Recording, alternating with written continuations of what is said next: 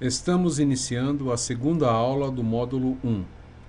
Nesta aula, falaremos sobre os materiais e instrumentos utilizados para desenhar e também a forma correta da escrita. Fazer um bom trabalho em desenho técnico exige conhecimento e escolha adequados dos materiais e equipamentos que você vai utilizar. Na aula passada, falamos em normalização. Pois bem, aqui também existem regras e normas que regem a escolha de itens simples como papel, lápis, borracha, réguas e etc. Também é fundamental que você aprenda a maneira correta de utilização desses materiais. Disso pode depender a maior ou menor eficiência e reconhecimento de seus trabalhos como profissional. Você sabe que para fazer um bom trabalho é necessário dispor da ferramenta adequada. Os principais materiais utilizados em desenho técnico são esses que você vê enumerados em sua tela. E nesta aula vamos falar um pouco de cada um deles. Para fazer um esboço ou rascunho, qualquer papel serve. Porém, quando falamos em desenho técnico, o assunto fica sério. O papel é um dos mais importantes componentes. Cada tipo de desenho exige um tamanho e formato específicos, que são previstos e padronizados pela ABNT, Associação Brasileira de Normas Técnicas. Está lembrado? Vamos conhecer o formato A0, que é o formato básico e do qual derivam os demais. Observe na tabela que todos os parâmetros são definidos para cada um dos formatos.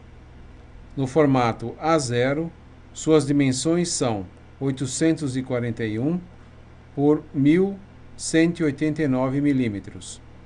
A margem direita tem 10 milímetros e a margem esquerda 25 milímetros. Mais adiante, voltaremos a falar de margens.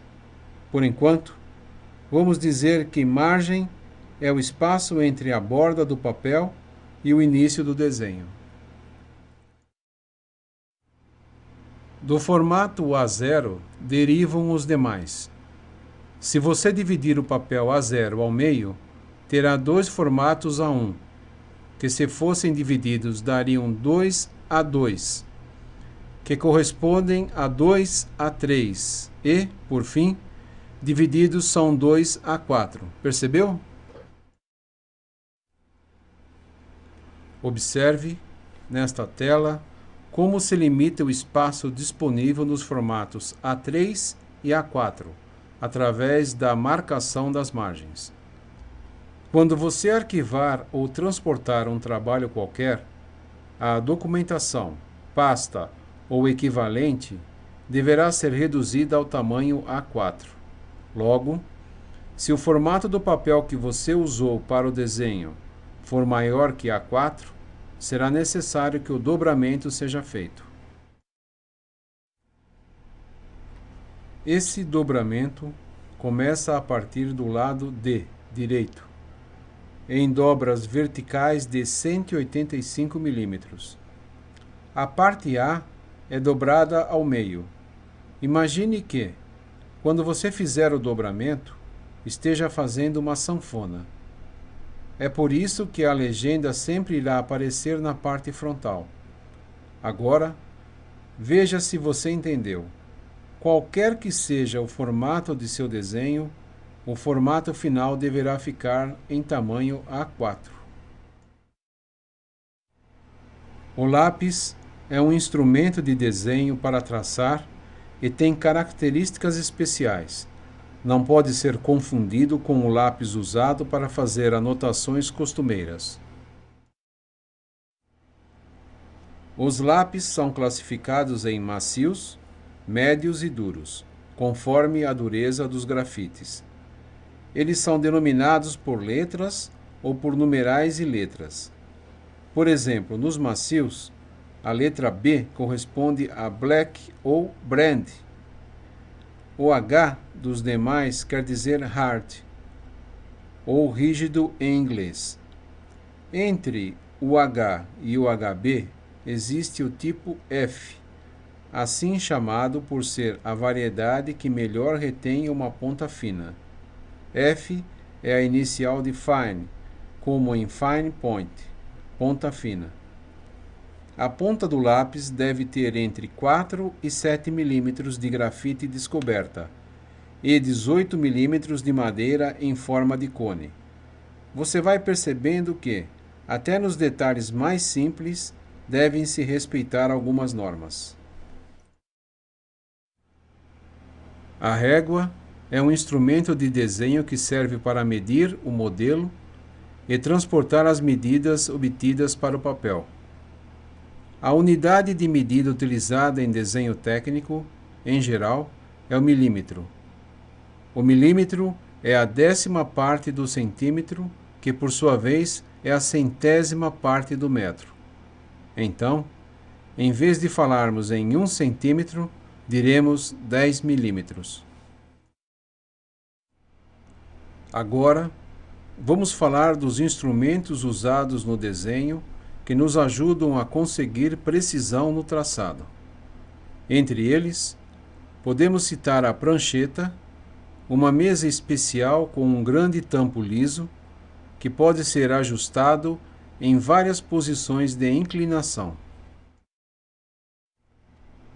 Os esquadros, em forma de triângulo-retângulo, são conhecidos como esquadro de 60 graus e esquadro de 45 graus, porque é uma referência a seus ângulos internos.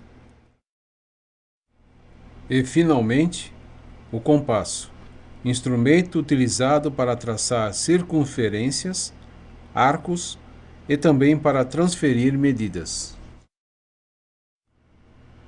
Uma vez definida a posição da ponta seca, o traçado é feito no sentido horário.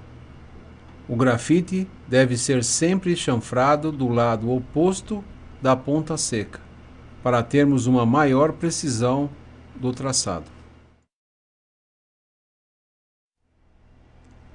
Cada um de nós tem uma caligrafia própria, mas quando falamos de caligrafia técnica, devemos tomar alguns cuidados porque ela tem uma formatação especial.